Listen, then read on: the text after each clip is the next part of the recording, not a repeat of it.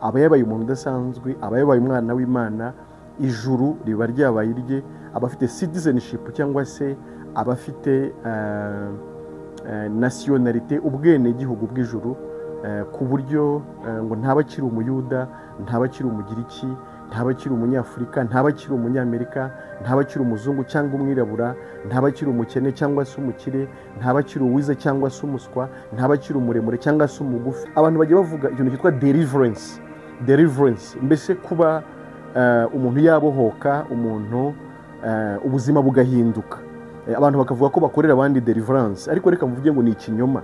Umuntu wese mu gihe akitekerereza mu masekuru y'abantu, mu gihe ucyumva ko agaciro kawe gashingiye mu mafaranga waba utunze, mu gihugu utuyemo, mu burebure cyangwa se ubugufi, mu byo uzageraho cyangwa se wagezeho, mu myambaro wakwambara, n'ibindi bimeze nka gutyo, mu modoka ushobora gutwara, mu nzu ushobora kuba warubatse cyangwa se ukodesha utuyemo, karitsiye urimo, ntabwo uragerwaho na deliverance nyakuri.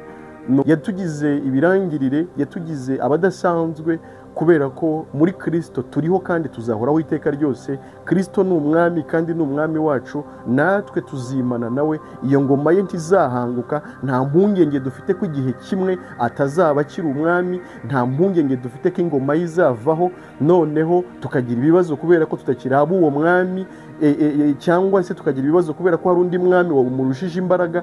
Isi yabuze ikintu cyitwa kunyurwa, isi yabuze ikintu cyitwa umunezero, isi yabuze ikintu cyitwa amahoro. Abantu bagerageza kwinezeza ariko ntibanezerwa, ariko muri Kristo kunezerwa birashoboka, muri Kristo amahoro arashoboka, kandi amahoro yuzuye atemba nk'uruzi ab'isi batazi. Muri Kristo kubaho umuntu atekanye, ntacyo yikanga, akaryama agasinzira, agakora bikagenda. Ndabasuhuje bakunze ibiganiro byacu, mwe mudukunda kandi mwe mudukurikira, mwe mukurikira channel Ijuru Ntirikorerwa TV. Ndabasuhuje kandi ndabashimiye kubera ko ni ku bwanyu dukomeza gutambutsa ibiganiro by'ubutumwa bwiza. Kutwereka ko mudukurikira ni motivation, nibyo bituma dukomeza natwe gushyiraho ibiganiro. Murabe igiciro kuri twe, mukomeze mudushyigikire kugira ngo ubutumwa bwiza bugere kuri benshi, kandi ineza y'Imana yishimirwe na benshi ku isi yose. Cyane ko navuga ko ari cyo umuntu wese akeneye kugira ngo agubwe neza, aba amahoro, atekanye. Ubwo rero mukomeze mugire uruhare kugira ngo ubutumwa bwiza bugere kure. Njye uvuga ni Emile Nshimiyimana, ndi umuvugabutumwa bwiza bw'ubuntu bw'Imana. Imana yangiriye neza, imenyesha ubuntu yatugiriye muri Kristo Yesu, impa kwizera ko nababariwe, ko natsindishirijwe, bityo kandi ibi nanshinze umurimo wo kubwira n'abandi ineza yayo kugira ngo nabo bakizwe nayo. Ku batanzi rero amazina yanjye nayo, ariko ku bandi turaziranye, turamenyeranye. Utarakora subscribe abikore, uwabikoze nawe turamushimiye cyane. Ikindi tugira WhatsApp group, ku muntu ushaka kuyijyaho natwandikire kuri 0784 4257 kugira ngo tumushyireho akomeze akurikira ibiganiro by'ubutumwa bwiza uko bwije ndetse n'uko bukeye. Turasoma umurongo umwe wo mu rwandiko Pawulo yandikiye abera b'i Kolosayi mu gice cyaho cya 3, umurongo wa 11 w'igice cya 3 cy'urwandiko Pawulo yandikiye abakolosayi. Niho dusoma, haravuga ngo aho ntihaba umugiriki cyangwa umuyuda, uwakebwe cyangwa utakebwe, cyangwa umunyeshyanga rigawa cyangwa umusikuti cyangwa imbata cyangwa umudendezo, ahubwo Kristo ni byose kandi ari muri bose. Imana ishimwe cyane.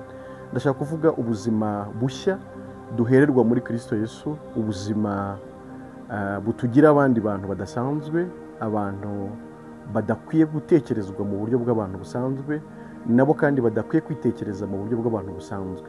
Tekereza ko umuntu wizeye Kristo agahinduka umwana w'Imana, akaba icyaremwe gishya, aba mu isi ariko mu by'ukuri atakibarizwa mu maklasi sociale, atakibarizwa mu byiciro abantu bashyirwamo, nawe kandi atakibarira aho hantu, kubera ko aba yabaye umuntu udasanzwe, aba yabaye umwana w'Imana, ijuru riba ryabaye irye, abafite citizenship cyangwa se abafite nationalité, ubwenegihugu bw'ijuru, ku buryo ngo ntaba akiri umuyuda, ntaba akiri umugiriki, ntaba akiri umunyafurika, ntaba akiri umunyamerika, ntaba akiri umuzungu cyangwa umwirabura, ntaba akiri umukene cyangwa se umukire, ntaba akiri uwize cyangwa se umuswa, ntaba akiri umuremure cyangwa se umugufi.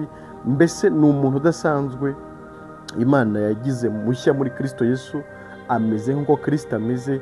Bavuze ngo ahubwo Kristo ni byose muri bose. Mu kuvuga ngo uwo muntu aba ameze nk'uko Kristo ameze, ko atuwemo na Kristo, nubwo yambaye umubiri ariko ni Kristo ugendera muri uwo muntu. Nibyo Pawulo avuga mu Bagalatiya mu gice cya 2 umurongo wa 20 ngo nabambanywe na Kristo, ariko ndiho ngo nyamara simbiriho, ni Kristo uri muri njyewe.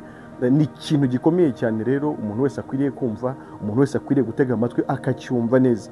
Abantu bagiye bavuga ikintu cyitwa deliverance, mbese kuba umuntu yabohoka, umuntu ubuzima bugahinduka. Abantu bakavuga ko bakorera abandi deliverance, ariko reka mvuge ngo ni ikinyoma. Umuntu wese mu gihe akitekerereza mu masekuru y'abantu, mu gihe ucyumva ko agaciro kawe gashingiye mu mafaranga waba utunze, mu gihugu utuyemo, mu burebure cyangwa se ubugufi, mu byo uzageraho cyangwa se wagezeho, mu myambaro wakwambara, n'ibindi bimeze nka gutyo, mu modoka ushobora gutwara, mu nzu ushobora kuba warubatse cyangwa se ukodesha utuyemo, karitsiye urimo, ntabwo uragerwaho na deliverance. Deliverance nyakuri ni uburyo umuntu asobanukirwa uburyo Kristo yamugize icyaremwe gishya, ubwo yapfaga akazuka, akamupfana umuntu we wa kera agapfira muri Kristo. Kristo yazuka akamuzukanira umuntu mushya usa nk'uko Kristo ameze. Uwo muntu aba abaye delivered. Uwo muntu ni wakiriye deliverance nyakuri kandi y'iteka ryose, kubera ko uwo muntu ntaba akibarira nyine muri bya bindi bya kera. N'uyu nguyu Bibiliya irimo iravuga mu rwandiko Paulo yandikiye abera b'Ikolosayi mu gice cya 3:11, ntago aba akiri umuyuda, ntago aba akiri umugiriki. Wowe wahangayikishijwe iteka nuko uri igikara, nuko uri inzobe, nuko uvuka mu muryango ukennye, nuko uvuka mu gihugu gikennye, nuko utazwi, nuko utari umuntu ukomeye. Ariko reka mvuge ngo muri Kristo, umuntu wizeye Kristo akaba icyaremwe gishya, akakira imbabazi z'iteka, akaba mu isi yarababariwe, akaba mu isi yaremewe n'Imana, yaravutse ku Mana. Uwo muntu ntago aba akibarirwa mu masekuruza y'abantu. Uwo muntu ntago aba akiri umuntu uciriritse, ntago aba akiri umuntu usanzwe, ntago aba akiri umuntu wa nyakwigendera, ntago aba akiri umuntu wabuze uko agira, ntago aba akiri umuntu ukennye, ntago aba akiri umuntu wishakira mu bukire bwa hano. Ahubwo aba yarenze ibi bintu byose abantu batekereza, bikabatwara imitima, bikabatwara imbaraga, mu by'ukuri bagahangayika, bakumva batuzuye, bakumva badashyitse. Wowe uba wuzuye kandi wuzuriye muri Kristo Yesu. Imana ishimwe cyane. Imana yarakoze cyane, yatanze ubuzima budasanzwe, yaduhaye agaciro, yaratuzamuye, yaratwibutse, yaraduteturiye, yaradutabaye, kubera ko yaduhaye agaciro isi idashobora kuduhereza. Yatugize ibirangirire, yatugize abadasanzwe, kubera ko muri Kristo turiho kandi tuzahoraho iteka ryose. Kristo ni umwami kandi ni umwami wacu, natwe tuzimana nawe. Iyo ngoma ye ntizahanguka. Nta mpungenge dufite ko igihe kimwe atazaba akiri umwami, nta mpungenge dufite ko ingoma ye izavaho noneho tukagira ibibazo kubera ko tutakiraba uwo mwami, cyangwa se tukagira ibibazo kubera ko hari undi mwami wamurushije imbaraga. Ahubwo ni umwami kandi w'iteka ryose, natwe ubwo turindiwe mu bwami bwe dukomeye mu buryo bw'iteka ryose. Imana ishimwe cyane.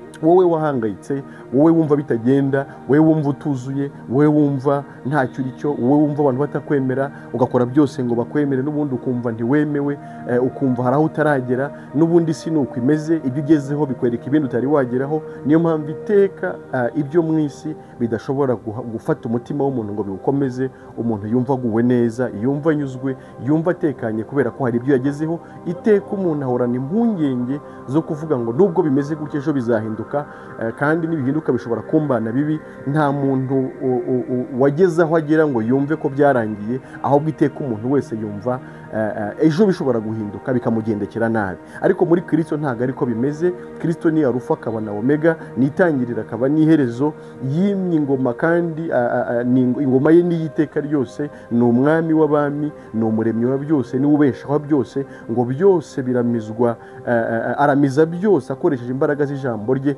uwo niwe rero mu by'ukuri muri we niho tugirira agaciro, muri we niho dukomerera, muri we niho mu by'ukuri twumva ko twuzuye, muri we niho twumva ko dushyitse, muri we niho twumva ko nta mpungenge, nta byanone, nta bizaza, naho urupfu rwaza tuba tuzi neza ko twinjiye aho batagipfa, ariko tugiye no kubaho neza mu mwuzure byo Kristo yadufatiye.